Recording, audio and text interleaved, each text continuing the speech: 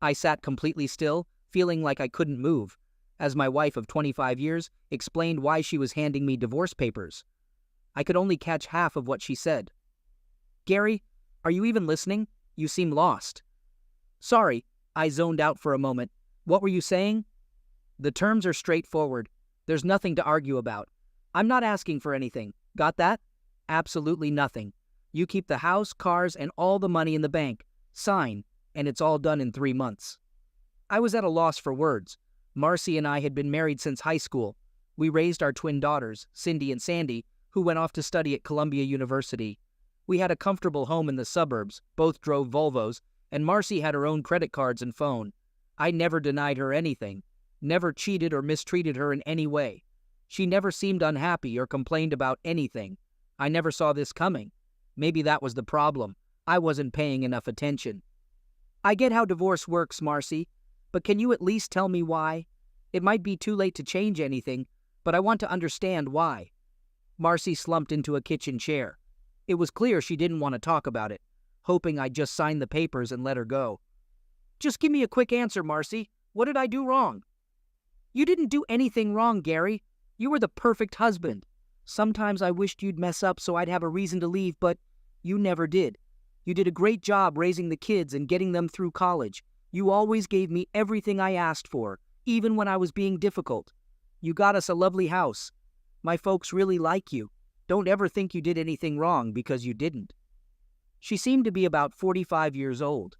She had a nice complexion, and her light brown hair looked perfect, shining in the sunlight. She jogged often, keeping her body toned and tanned. During the week, she dressed casually, but she could look glamorous when she wanted to. Marcy thought she was just as perfect as I was, or at least that's what she claimed. I couldn't figure out what was really going on. "I'm sorry, but this doesn't make sense. There must be a reason. You can't just say it's okay and leave it at that. There has to be something behind it, Gary." "I'm trying to handle this in a way that won't hurt your feelings or make me look bad. Let's just leave it at that." "No, Gary, I found someone else. He's a real estate developer with a gorgeous apartment overlooking the river and a stunning black Mercedes. He's good-looking, wealthy, and totally in love with me. You've always been, and still are, a clerk at the grocery store. I'm not putting down your job because you've always provided for us and made enough to keep the family comfortable, but you'll always be a clerk. I wanted more than that. I never thought you'd change for me. You were content with what you were doing, and I didn't see you striving for more. It hurt. Even though I was the manager of the grocery department, she still saw me as just a clerk.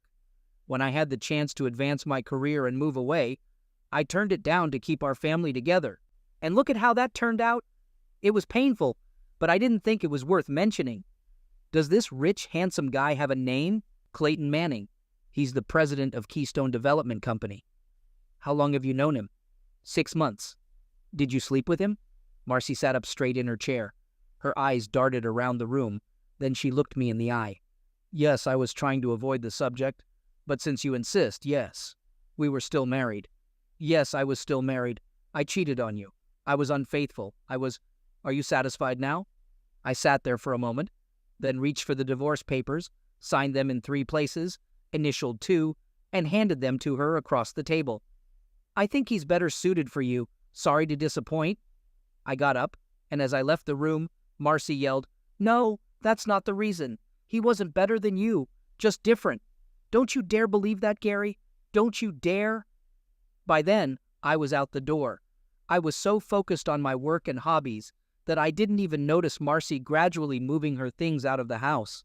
By the time she handed me the papers, she had already moved most of her clothes and personal belongings to Clayton's apartment. She thoughtfully left behind all the wedding and family photos so I could enjoy them while she was gone. When I returned home, she was nowhere to be found. Her Volvo was still in the driveway, and I figured she wouldn't need it anymore. On the kitchen table, she left a power of attorney to sell the house and car. I spent the rest of the night getting rid of the beer in the refrigerator.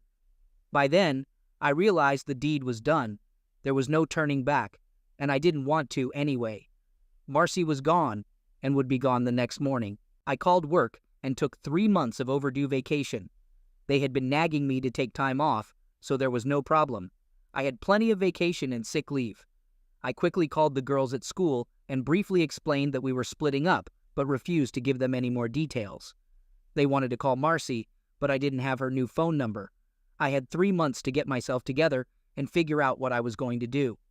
I disconnected my landline, changed my cell phone number, and canceled the one Marcy had. The Volvo dealer gave me the low book value of Marcy's car. I had a high school friend, Terry, who is now a real estate broker.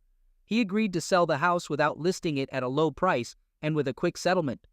To be safe, I canceled all my credit cards and opened new bank accounts. I cashed in my life insurance policies. It was time to get things in order. I went through the house and gathered everything that might belong to my wife. There was enough stuff to fill 3 trash bags. I packed the girls' personal belongings into boxes and put them in the closet next to the house. I spent 3 hours sorting through family photos. I put all the girls' pictures in a box for them. All of Marcy's pictures went in the trash can. It might have been foolish, but I didn't care. The main issue I faced was a lack of direction. I had no idea what I would do after 3 months. Would I stay here or leave? Would I keep working or find something new? I had 2 hobbies. I mostly collected coins, especially those with an Indian head on them. They were easy to collect and readily available. I bought and sold them on eBay and enjoyed it. My other passion was geocaching. It gave me an excuse to get outside and get some exercise. Marcy hated this activity because of ticks, poison ivy, and having to walk. I didn't see how I could make a living doing any of these activities. When I wasn't busy with my hobbies, I spent time with the Wall Street Journal. Cindy and Sandy gave me a subscription every year for Christmas. I wasn't interested in stocks and bonds, but I read everything about farm commodities.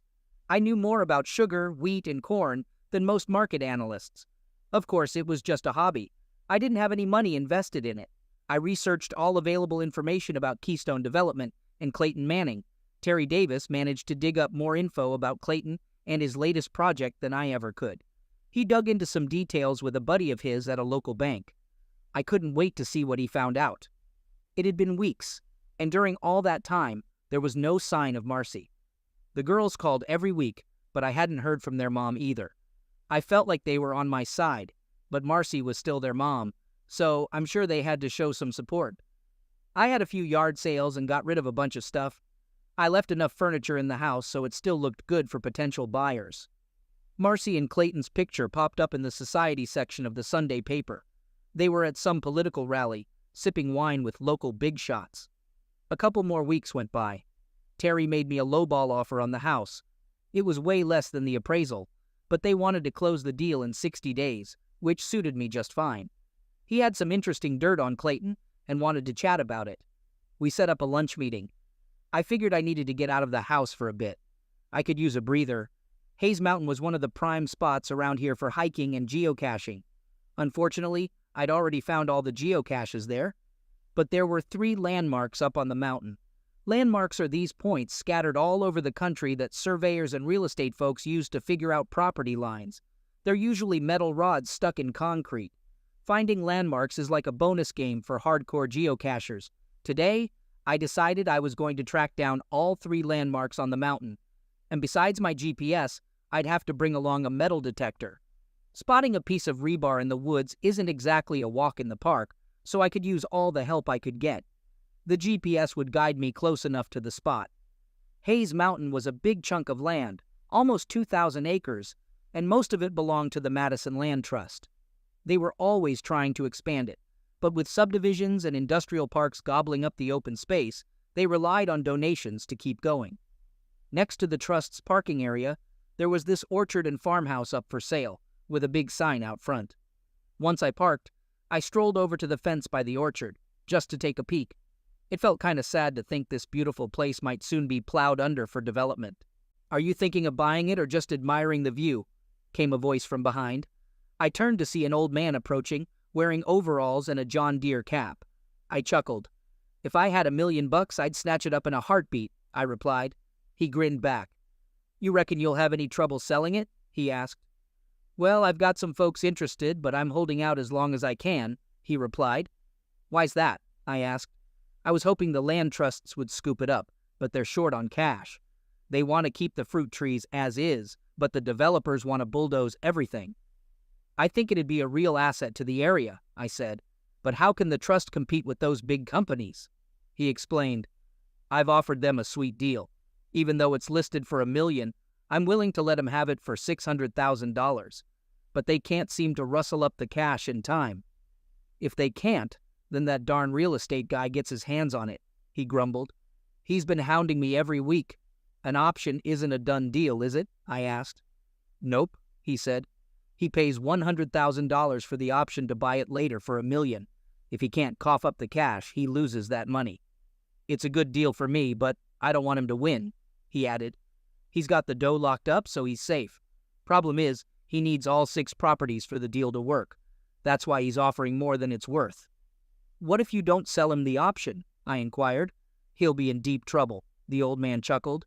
"If he doesn't get that lot, the whole deal falls apart, and he loses everything he's invested, maybe $1 million. His backers will bail, and he'll be left high and dry." "I'd help you out if I could," I said sympathetically. "Sure thing," he replied, sounding a bit resigned. "They all say that." We shared another laugh, and I set off on my walk. His mention of Keystone piqued my interest. The landmarks were about a mile apart, at least if you were a bird flying straight, but on the mountain, it felt more like 2 miles. Finding the first 2 markers was a breeze. They were your typical surveyor's markers, but the third one, that was a different story. It was older, tougher to locate, buried under years of forest debris. When I finally stumbled upon it, I discovered a small brick monument with a bronze plaque attached. It was hidden beneath layers of leaves and dirt. I snapped a picture, thinking it might be worth sharing in a magazine. And then, everything changed. As I moved away from the marker, my metal detector started beeping. It was faint, but it was definitely there. I slipped on my headphones and started scanning the area nearby. After a bit of poking around, I unearthed a small iron box wrapped in oil-soaked canvas. It was rusty but sturdy, with a heavy bronze lock. Normally, finds like this on public land are considered treasures and turned over to the authorities. But for some reason, that didn't feel right to me. So, I tucked the box into my bag and headed home. On the way back, I couldn't stop wondering about the contents of my little discovery.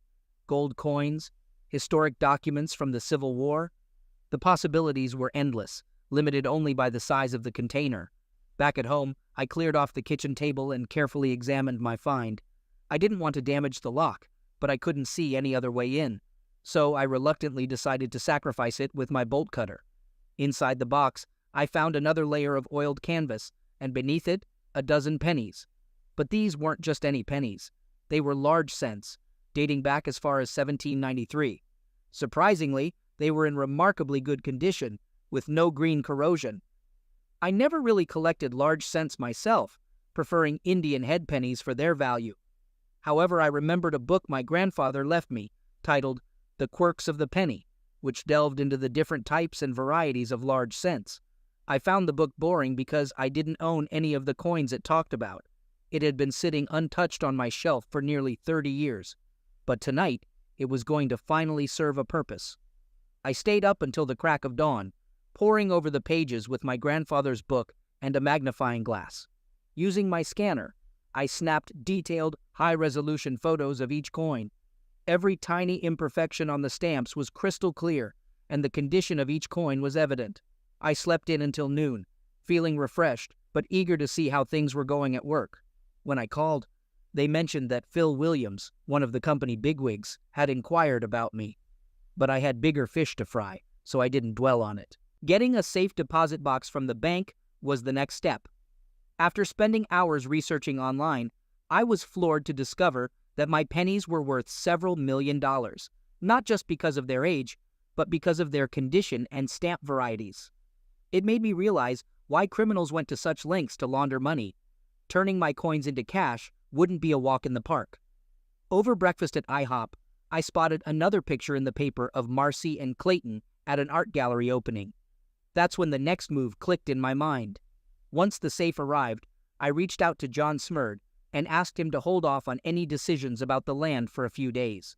He seemed content with the request. Then, I swung by the Land Trust office to inquire about making a donation. They were thrilled to assist me. With the final divorce just 4 weeks away, I felt a sense of urgency. The rest of the day was spent researching coin dealers and auction houses looking for any signs of trouble. Eventually, I settled on Towers and Burns in New York City. They seemed capable of handling controversial sales discreetly. I scheduled an appointment with them for Monday afternoon. To round out the day, I called the girls and arranged to have lunch together on Monday morning, keeping the morning free. When I arrived at Towers and Burns, I was struck by the modern, elegant showroom.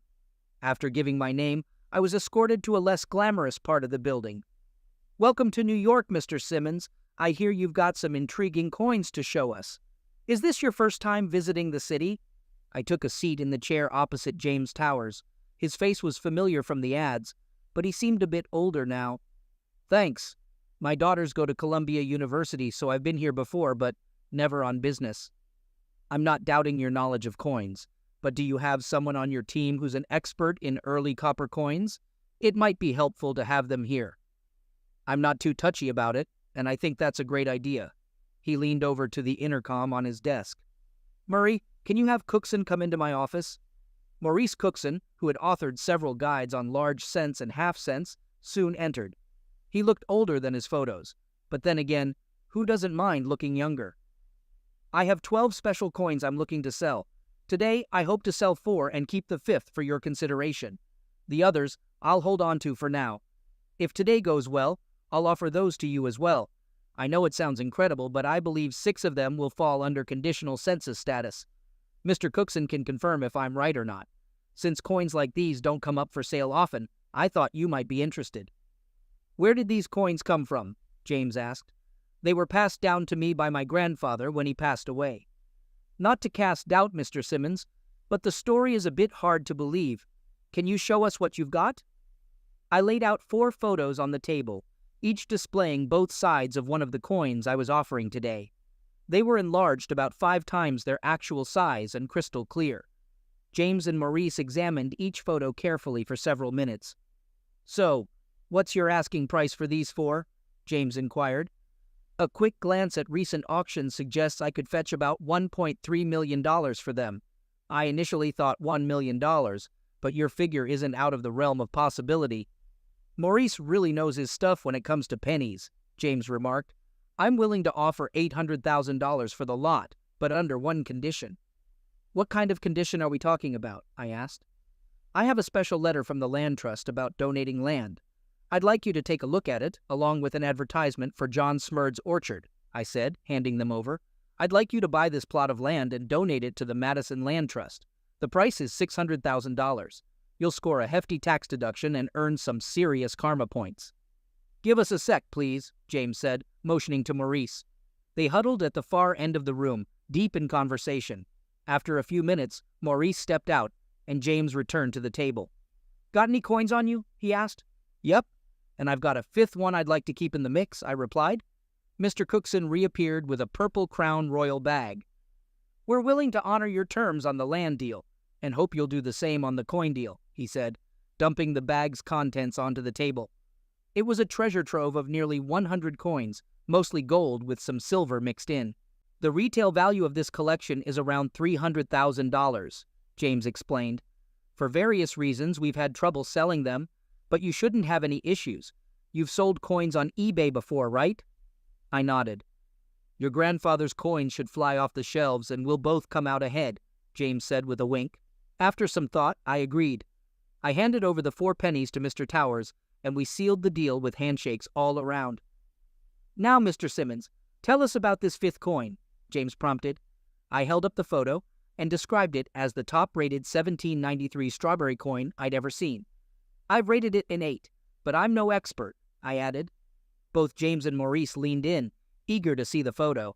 Maurice had a big grin, and James had a twinkle in his eye. "How much?" James asked. "Best offer, as long as you can figure out how to pay me," I replied. "Would you like some coffee, Mr. Simmons?" Letitia, an absolutely stunning woman, asked as she entered the room. "Sure, black's fine," I replied. They left the room, and about 30 minutes later, James returned with Letitia. "Hello, I'm Letitia Rothberg. Do you have a passport, Mr. Simmons?" she asked in a deep yet feminine voice. "Yes, I do," I replied. "Good. We'll head to JFK shortly to set up a new offshore bank account for you. Do you have anything for Mr. Towers?" she continued. I handed over the 1793 strawberry, and James practically lit up with excitement.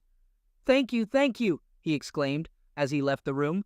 We never settled on a price, but Towers was keen on those 7 coins. Mr. Towers agreed to hang on to the small bag of coins until I got back, and before I knew it, Letitia and I were seated on a plane bound for the Cayman Islands. She didn't say much during the flight. When we landed, photographers were clamoring to snap her picture. She seemed both irritated and amused by the attention. I was clueless as to why she was such a celebrity. It was my first time flying first class, and it was over in a flash. A bright yellow mini SUV awaited us at the terminal. Letitia wasted no time hopping into the driver's seat, flashing her tan legs in the process. I couldn't help stealing glances, feeling a bit flustered. She seemed to find my discomfort amusing. 20 minutes later, we arrived at a mid-sized condo building. Letitia owned the entire building, but used the top floor as her personal space. "Care for anything, Mr. Simmons?" she asked as she left the room. Watching her leave was just as captivating as seeing her foot in the terminal. I'm not one to gush over women, but Letitia Rothberg was captivating. We stepped onto a small balcony overlooking the ocean. It was stunning, but the wind was a bit much for my liking. She was probably trying to impress me with the luxurious surroundings, but my mind was more on the new bank account. "You're not much of a talker, Mr. Simmons. Don't you have any questions?" she asked. "It strikes me as odd that someone of your stature would drink beer from a bottle," I remarked. "I'd imagine you sipping champagne or martinis instead." "I usually think it's best to wait, but I suppose you could tell me why we had to come here to open a bank account," I added. "It's a simple, secure place to stash your cash. I think it'll serve you well," she replied. "You've got 7 more coins after all." "That still seems like overkill," I admitted. To my relief, we headed back indoors, away from the wind. "Can you handle this?" Letitia suddenly asked, catching me off guard. "I brought you here to be my salve for a few days." Her unexpected comment brought a smile to my face. I knew she was joking, but it was a humorous moment nonetheless. She had a great sense of humor, looked stunning, and had a fortune to boot. What more could a guy ask for? If only I were a decade younger.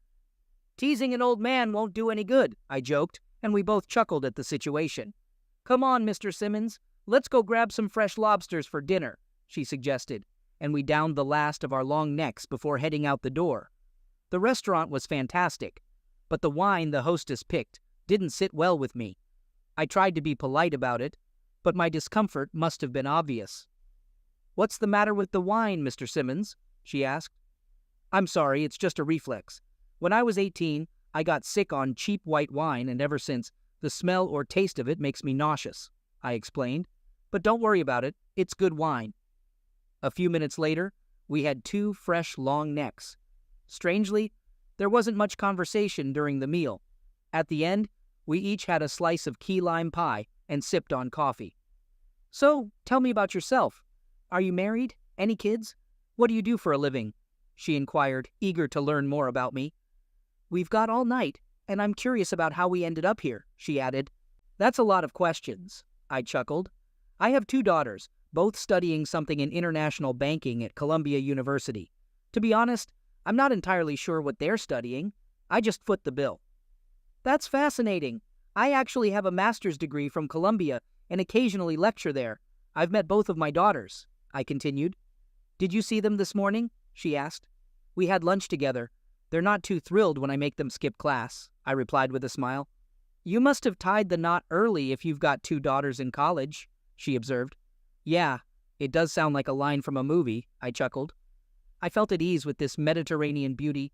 I could have talked to her for hours. "As for me, I'm currently separated from my wife. It's a strange word to use," I admitted. "She left me for some rich wheeler dealer. He's probably into building shopping malls or business complexes, given his fancy car and big apartment. She said she's decided to move on, and the divorce should be finalized in about 4 weeks. "That's a flimsy excuse to end a good marriage," she remarked sympathetically. "Yeah, I thought everything was fine until she met this guy. I guess she was never happy with my career choice," I reflected. "I had chances to move up, but she didn't want to budge. I wasn't thrilled about it, but I thought it was necessary to save the marriage. Now, I just feel empty." "And what about you?" I asked, turning the spotlight back on her. There was a moment of silence.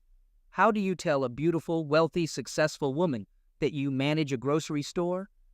She noticed my unease and responded accordingly, saying, "It's not a big deal. We can chat about it later." "No, it's fine. I'm not embarrassed about what I do," I assured her. "It's just that being a grocery manager at a supermarket isn't exactly a glamorous job that impresses the ladies. My daughters don't mind, but my wife often conveniently forgot to mention it in conversations." I could tell it bothered her. "Do you enjoy your work?" she asked. "Yeah, I do, and I'm pretty good at it," I replied, as the server brought more coffee and cleared the table. "Mr. Simmons, I know we've only just met, but I believe first impressions are important. So, what's your first impression of me?" she inquired. Her question put me in a bit of a tight spot. If I told her what I really thought, I might push her away. But if I tried to flatter her, she'd see right through it and think I was insincere. What should I do? "In short, I see you as beautiful, intelligent, educated, and self-assured," I said, noticing a slight smirk on her face as she tilted her head down and looked up at me. "I was hoping for honesty," she admitted. "I'm sorry, but we were having such a nice evening. I didn't want to spoil it," I apologized. "Do you really have such a low opinion of me?" she questioned, her tone turning serious. "Maybe that's why your wife left you for another man? If you hadn't always tried to please her, your marriage would have been stronger." Her words stung, but I had to admit there was some truth to them. You use your beauty and charm to get what you want. You're accustomed to getting your way, and I sense a bit of a spoiled attitude. You toy with men but fear commitment. Yet you seem savvy with money, knowing how to spend and invest wisely. If you weren't so focused on proving yourself equal to any man, you might actually make a good mother, I said, feeling uneasy, but also a bit irritated by her earlier remark about my marriage. For a moment, we just sat there, silently staring at each other. "Do you really think I'd be a good mother?" she asked, her tone softening. Suddenly the tension eased, and the mood lightened as we drove back to the condo. My night as Letitia Rothberg's supposed bed slave turned out to be rather dull. It's hard to get intimate when you're in separate bedrooms, but that was fine by me because I wasn't expecting anything anyway. The next morning, I woke up to find a breakfast spread of fruit, pastries, and hot coffee waiting for me, along with a copy of the Wall Street Journal. The wind had died down, and I enjoyed a relaxing moment on the balcony overlooking the Caribbean. I could definitely get used to this. About 20 minutes later, Letitia joined me, playfully snatching part of the newspaper as she settled in. We sat there quietly, absorbed in our reading and enjoying our coffee, as if it were a routine we'd been doing for ages. Despite only knowing her for less than a day, everything felt so natural and easy with her. "I'm sorry, my phone doesn't seem to be working here, and I really want to call my daughters," I mentioned. Without hesitation, Letitia offered me her cell phone. "Go ahead, it's all yours." "Hey Cindy, it's Dad. Where are you? Is everything all right?" I asked anxiously. The cell phone showed London as her location. "Dad, I'm in the Cayman Islands, and everything's fine. I'm just staying with a friend. Had to borrow her phone to call you since mine's acting up," Cindy explained. "They showed a picture of you on TV last night, getting on a plane with Letitia Rothberg. What's going on?" I pressed. "That's the friend I mentioned. What's the big deal?" Cindy responded. "Why are you with her? You need to be careful, Cindy. Letitia Rothberg is a shark. She's ruthless," I warned her. As Letitia walked by with a tray of breakfast from the balcony, I introduced her. "This is Cindy, my daughter. She's in New York." Cindy heard me mention Letitia's name and let out a groan over the phone. I could hear her and her sister, Sandy, discussing something quickly on the other end. "Why are you there? How do you know her? When are you coming home?" Cindy bombarded me with questions. Before I could respond, Letitia was already reaching out for the phone. "Hi, Cindy. It's Letitia. Your dad told me about you and your sister. I'll be in New York tomorrow and would love to have lunch with both of you. Where should I pick you up?" Of course, I couldn't hear Cindy's response from my end of the conversation. "All right, Cindy. Talk to you later. Bye," Letitia said, handing me back my cell phone. "Your daughter said goodbye. Looks like we're having lunch tomorrow. I'll be on my best behavior, even if they think I'm a shark," she chuckled, heading to her room. An hour later, we found ourselves at the Federal Reserve Bank of the Cayman Islands. With Letitia's guidance, I set up my first offshore bank account. 20 minutes later, I saw that my new account had been credited with $4 million from Towers and Burns. It seemed like a fair price for 215 pennies. After our meal, she arranged for a friend to take us to feed manta rays. Over dinner, I inquired about her job at Towers and Burns and discovered she actually owns 60% of the company. "So, what else can you tell me about yourself?" I prodded, feeling a bit embarrassed about my lack of knowledge regarding her. "I was born and raised in London. My dad's Syrian and my mom's Turkish. I hold an MBA from Columbia University. Relationship-wise, I've been engaged twice but haven't been in anything serious for over 3 years. I've learned not to trust men who show interest in me. Call it cynicism, but I often feel like they have ulterior motives," she shared. "That's unfortunate," I responded, feeling a pang of sympathy. "I was hoping for a ride back to the condo." "Does that mean you don't trust me, you big jerk?" she teased. "I'm sorry if I seemed insensitive. I didn't mean to. It's just hard for me to relate," I apologized, feeling a bit sheepish. "All right, let's just relax. We have a party to attend," she changed the subject, steering the conversation towards lighter topics. Later that evening, we found ourselves at a cocktail party in a prestigious hotel. She was the center of attention, everyone treating her like royalty. I, on the other hand, tried my best to blend into the background, feeling out of place in my New York street clothes. Initially, Letitia felt obligated to stick by my side, but I encouraged her to enjoy herself and let me fade into the scenery where I felt more at ease. However, she kept checking on me throughout the night. I ended up engaging in conversation with a couple of Hispanic gentlemen, cattle ranchers from Argentina. Our discussion started with soccer and eventually veered into fishing. Despite my limited knowledge on the subjects, I tried to keep up, mostly nodding and smiling along. Then, the topic shifted to investments when Ramon Yort brought up his interest in winter wheat. I listened intently as he explained his investment plans, although I couldn't help but wonder how someone with his apparent wealth could invest in something he seemed to know so little about. My poker face slipped, revealing my confusion. "Mr. Simmons, your expression tells me you're not on board with the winter wheat investment idea," Ramon observed, catching me off guard. My attempt to remain unnoticed had failed miserably. "I apologize, Ramon. I'm not really savvy when it comes to investing, and this topic is a bit beyond my expertise," I admitted, opting for a casual first-name basis to ease my discomfort. "But I have a feeling you've got some thoughts on the matter," Ramon persisted, trapping me into sharing my opinion. Feeling cornered, I mustered a weak smile. "I think I need another drink," I deflected, buying myself some time. For the next hour, I listened as an Alabama greengrocer elaborated on the promising winter wheat crop in Alberta and Saskatchewan, countering the poor harvest in the States. His explanation was thorough, but my mind struggled to keep up with the complexities of the discussion. Just when I was running out of witty remarks, Letitia came to my rescue, whisking me away from the intense conversation. As we walked off, she questioned me about the unexpected turn of events. "What was that all about, Gary?" "We were just chatting about food, groceries," she remarked with a hint of amusement, flashing a small smile in my direction. The following morning, we flew back to New York, where a swarm of photographers awaited Letitia's arrival. A courier from Towers and Burns handed me a package containing the coins I had left behind. After bidding Letitia farewell, I made my way to the commuter train terminal, headed back to Huntsville. The divorce proceedings and the sale of the house unfolded according to plan. Phil Williams from the main office had left me multiple messages, urging me to consider relocating to the company's headquarters in New York. This time, I acquiesced. John Smurd also reached out, requesting a lunch meeting. At work, I tucked myself away in my locker, bidding my colleagues farewell as I prepared for my impending move. A newspaper photo caught my eye, depicting Clayton and Marcy at a local politician's barbecue, appearing every bit the ideal couple. With 3 weeks remaining, I devoted a full day to scanning and identifying the coins from the bag I brought back from New York. Determined to make the most of them, I decided to list them on eBay at the earliest opportunity. As long as they didn't run into any sleazy characters, everything should be fine. It took me a whole day to get those coin ads up and ready, along with all the envelopes and labels for shipping. All the cash flowed into my PayPal account, and from there, it was off to my new offshore bank. With the weekend ahead, I finally had some time to unwind. My Friday lunch with John Smurd was quite something. He seemed thrilled that Clayton got involved, but wasn't too pleased that I didn't get anything out of the deal.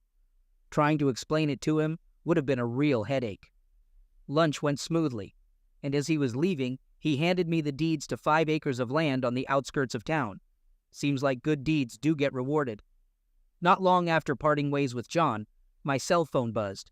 Cindy and Sandy were touching down in Nashville in a couple of hours, giving me plenty of time to pick them up. They opted for Nashville because the airfare was way cheaper than flying into Huntsville, and they were watching their wallets.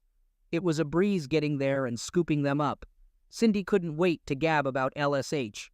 The lecture hall was packed with over 300 students for an advanced corporate finance course. Mid-lecture, the professor paused to introduce Letitia to the class, and she strutted in like she owned the joint.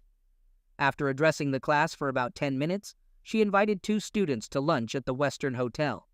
You can imagine our shock when she called out our names. "So, you guys liked her?" I asked as we hit the road. "She's incredible, Dad. How on earth did you manage to meet her?"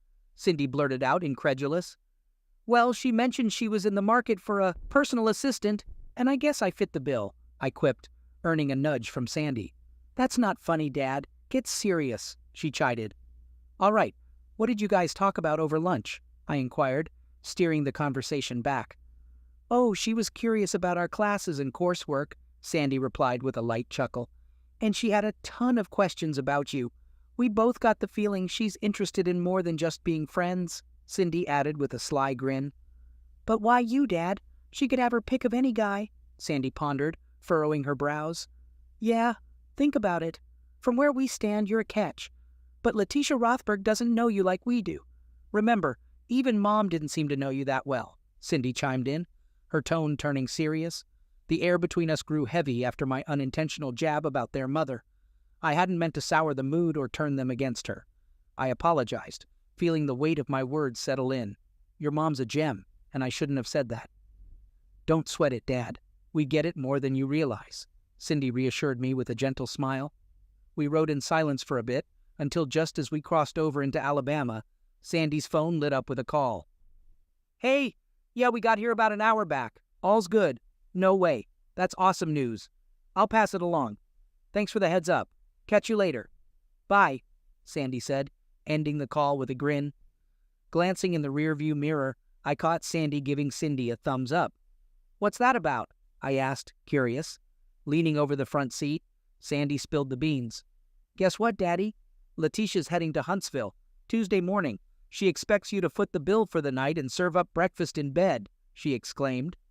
I was flattered by the news, but also felt the pressure from Letitia, and now my daughters. It all sounded fantastic, and I hoped I was up for the challenge, not just for this one thing. The weekend with the girls went smoothly. They spent Saturday afternoon with their mom, but Clayton was a no-show. I asked them to keep mum about Letitia. We sorted through all the stuff they wanted to leave at the house, and by the time they left, everything was squared away. I made a promise. On the drive back to Nashville, they made me swear to try to get along with Letitia.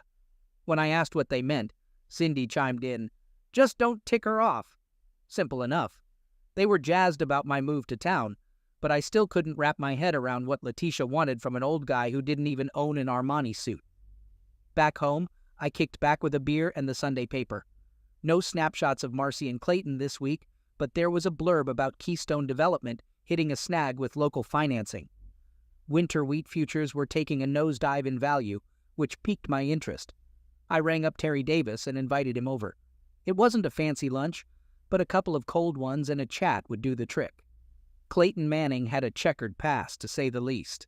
He'd been on a roller coaster ride of wealth and debt, dodging creditors and pals who lent him cash. His latest project was going belly up, and folks who backed him were vanishing into thin air. I don't think beer ever tasted so sweet. Monday morning turned out better than expected. The coins I put up for auction fetched a better price than I had imagined. The appraiser pegged the coins' worth at around $300,000. They didn't seem like they'd fetch that much, but they might easily have reached over $200,000. In just a tad over 2 weeks, I'll be a free bird. If you asked me 3 months ago, I'd have thought it was a nightmare, but today, I'm eagerly anticipating it. The folks buying the house had hammered out the financing and were set to seal the deal. It struck me as funny how comfy Marcy felt with Clayton, that she didn't need any of our shared stuff. I wondered if she grasped how uncertain her future was. At 3, I had a sit-down with the buyers of the house. A fat $200,000 check went straight into my offshore account. They had no qualms about me crashing in the house for another week. Worked out for both of us. The next morning, I got a call before I even had my morning joe. An unknown caller officially informed me that Miss Rothberg would be touching down at 10:45 a.m. on Delta Flight 724. I arrived 30 minutes early, feeling a tad jittery. Some paparazzi had caught wind of her arrival and were camping outside the terminal. I tried my darndest to lay low. I parked in short-term parking, not expecting all this hoopla. Instead of waiting for me to fetch her, she opted to walk alongside me behind the car. Naturally, the photographers clocked my license plate, and the cat was out of the bag. I'm not used to all this hubbub, but Letitia seemed unfazed by it. She even apologized to me for it on our way home. I couldn't help but recall how, as she stepped off the plane, I had the urge to plant one on her. Silly old man. I felt sheepish about the emptiness of the house. Over the past few months, I'd gotten rid of everything I could. The only things left were the essentials that the new owner had agreed to take over once I split. My guests found my attempts to apologize amusing. There wasn't a crumb in the house, so we swung by Taco Bell for a quick bite, per her choice. I promised her some dreamland ribs for dinner. It was refreshing to be around a woman with a hearty appetite. Letitia, I'm glad you're here, but I'm a bit confused why, I confessed. I figured you'd be back to your usual grind. This is business, silly, she replied with a chuckle. I heard you're moving to New York next week. You'll need a place to crash, and I've got a spare room. I'm here to help you pack. A moving truck will swing by tomorrow morning to haul anything you can't fit in the car. Just no furniture, please. How'd you find out I was moving? I asked, genuinely surprised. That's just my thing, she replied casually. I pay attention to the small stuff, and the big stuff usually falls into place. Sounds like a bunch of baloney, I said, trying to sound playful. Are you in cahoots with my daughters or something?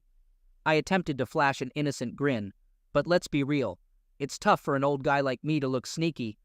Her offer caught me off guard, but I couldn't come up with a single reason to turn it down. Sure thing. Let's grab some boxes and start packing, I agreed.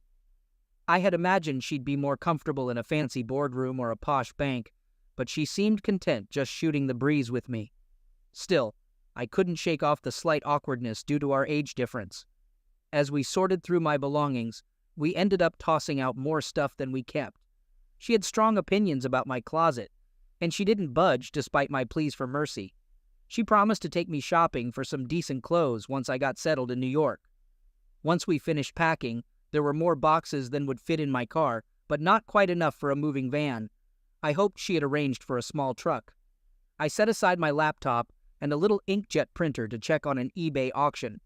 We were just about to sit down for dinner when another surprise popped up. A delivery van pulled up in front of the house. Letitia and I watched as the driver, dressed smartly, hopped out with a clipboard. Are you Gary Simmons? He asked. I've got a delivery for you. Where do you want it? What in the world is this? I muttered, puzzled. It's from Mr. Ramonjort, the driver explained. Got space in the garage? The spot where Marcy's Volvo used to sit was now vacant. I pointed in that direction and nodded. I caught Letitia covering her mouth, trying to stifle her laughter. I guess she found my confusion amusing.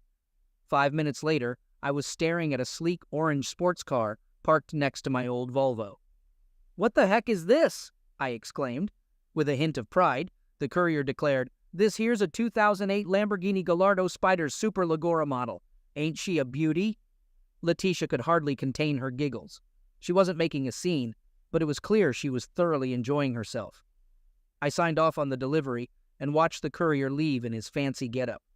I had no clue what I'd do with my new gift, but one thing was for sure. I wasn't lugging it all the way to New York. Miss Funny Pants here could keep her fancy wheels. My guest still had a smile plastered across her face as we drove off.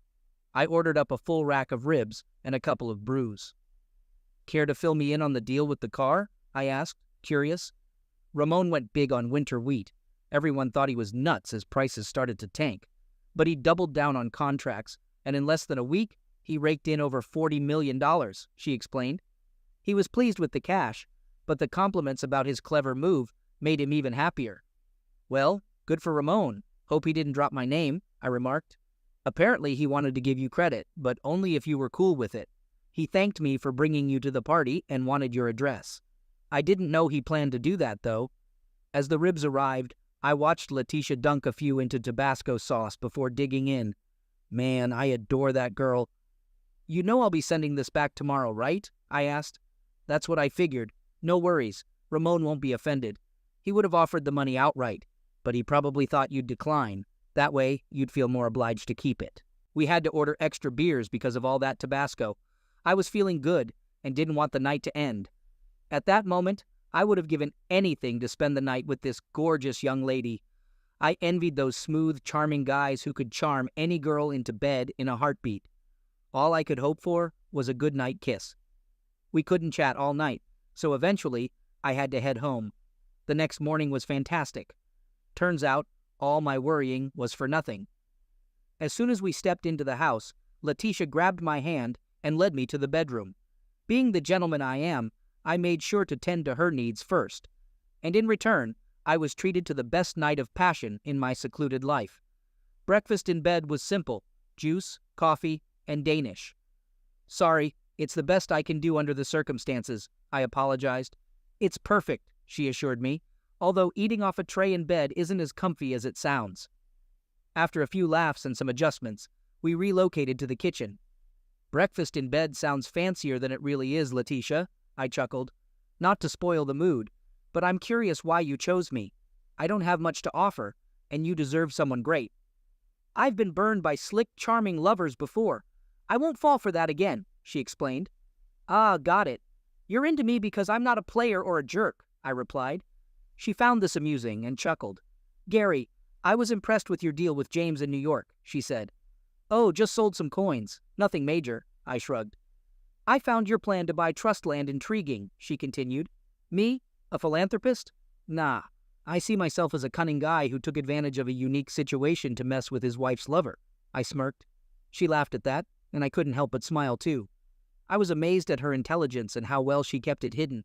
Was that a mistake on my part? "No, Gary, that was brilliant," she reassured me.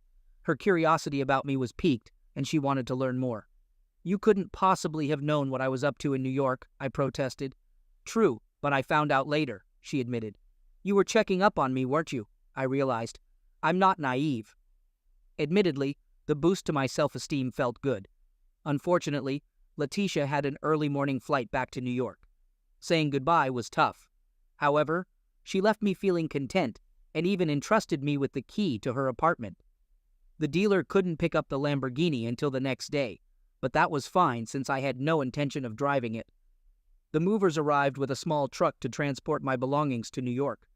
Terry Davis called with troubling news about Keystone Development's financial woes. Clayton had lost most of its backers almost overnight, and rumors swirled about missing funds. That evening, my almost ex-wife paid a surprise visit. "To what do I owe this unexpected pleasure?" I inquired.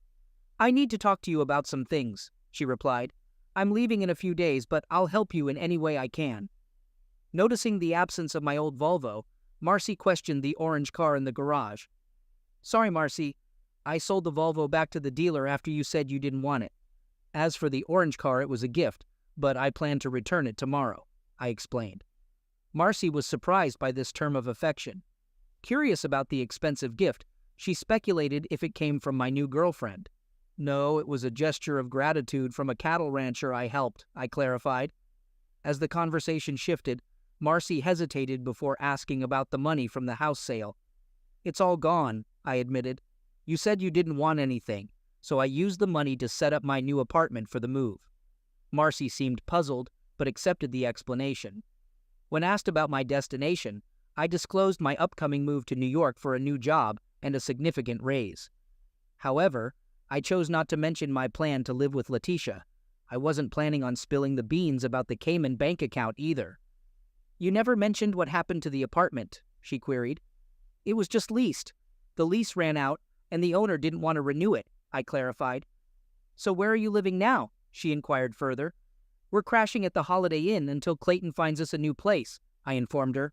Ah, I get it now, I remarked, understanding Marcy's motives for wanting to move into our old house. She seemed a bit puzzled. I see, she responded, appearing unsure. It was evident she needed assistance but was hesitant to ask. As the conversation paused, I offered, Is there anything else I can do for you?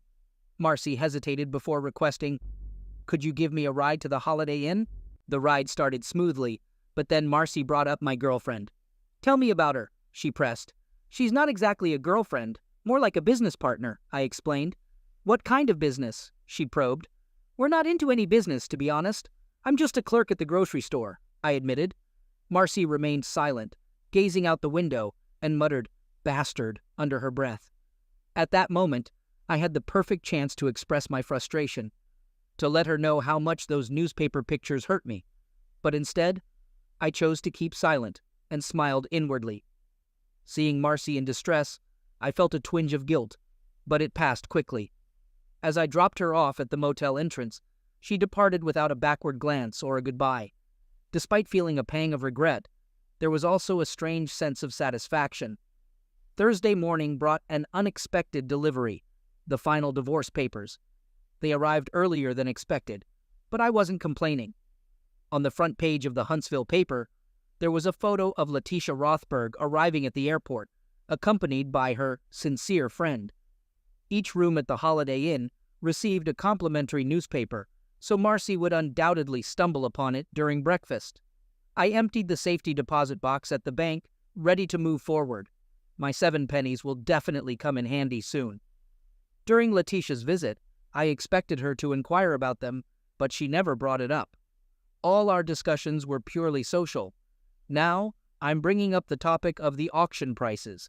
More than half of the coins were sold at that price, so I spent the rest of the day packaging and getting them ready for shipment. The remaining auctions had to close by noon on Friday. If all the PayPal payments go through smoothly, I'll be able to mail out all the coins the same day. Any dubious buyers will have to wait until Monday. Bright and early on Saturday morning, I hit the road. Most of the money from my PayPal account got transferred to my Cayman account. I kept a small amount on PayPal, just in case I wanted to make an impulse purchase. As I was leaving, the buyers of the house arrived, making it a win-win situation for both of us. The drive up north would take about 12 hours without any delays. Letitia was waiting in the apartment and promised to whip up a homemade dinner for my return.